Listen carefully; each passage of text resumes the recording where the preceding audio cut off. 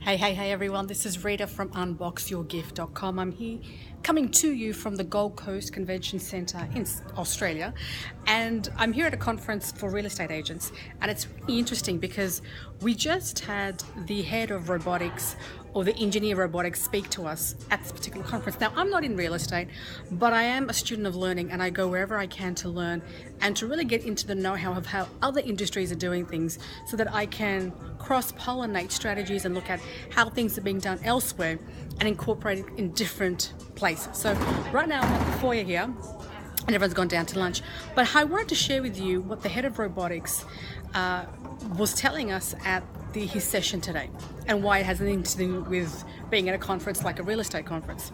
So there's three things. Number one, by 2020 there will be a capability for robots to overtake human professions such as real estate by 2020.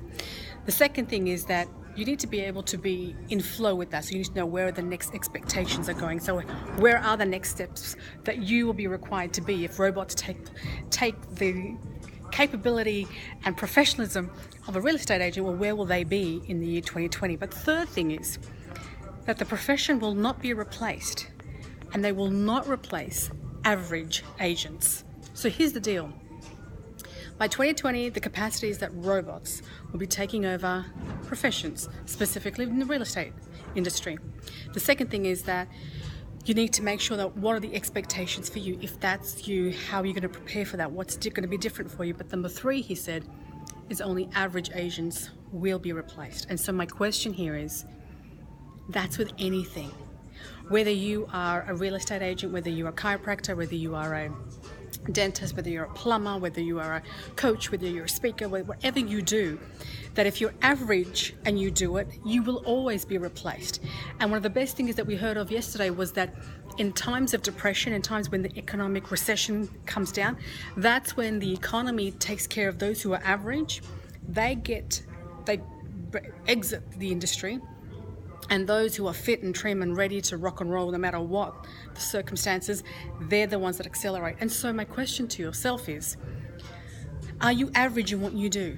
Because if you are, it may not be your passion. It may not be what you are born to do. It may not be that thing that lights you up. And for that reason, that's why we become average, because we're kind of there doing the jobs, doing the motions, what we're supposed to do, but heart, soul, the whole process of just being fulfilled is not instilled. It just doesn't speak to us. And so what I've taken away from this is that no matter what you do, if you are average, if you're okay at it, know that when the economic times hit, or when robots hit, whatever happens, whatever circumstances the world brings, it's a question of, well, how am I going to optimize my time? Because if I'm average, then I'll be booted out. But if I'm super at what I do, then I've got competition. So my question to you is, do you do what you do for a living? Is that for a passion, or is that something just to get by on? And between where that is for you, where you lie in that parameters of, is it your passion or is it you kind of just hanging out? That's going to determine whether you're going to be within the industry by 2020, or you're going to be out. Now, you might say, well, I might not be around in 2020. We all live in a state of hope.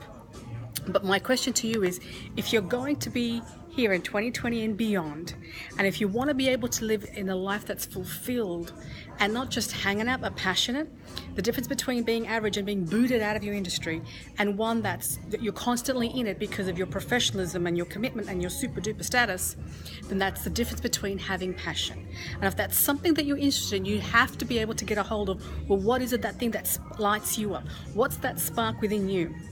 Don't take it from me. Take it from the head of robotics today, who spoke to us and told us by 2020 we need to watch out. And the only reason you shouldn't be scared is if you're not average. And if you are, find what your passion is and execute on that. I'll see you soon.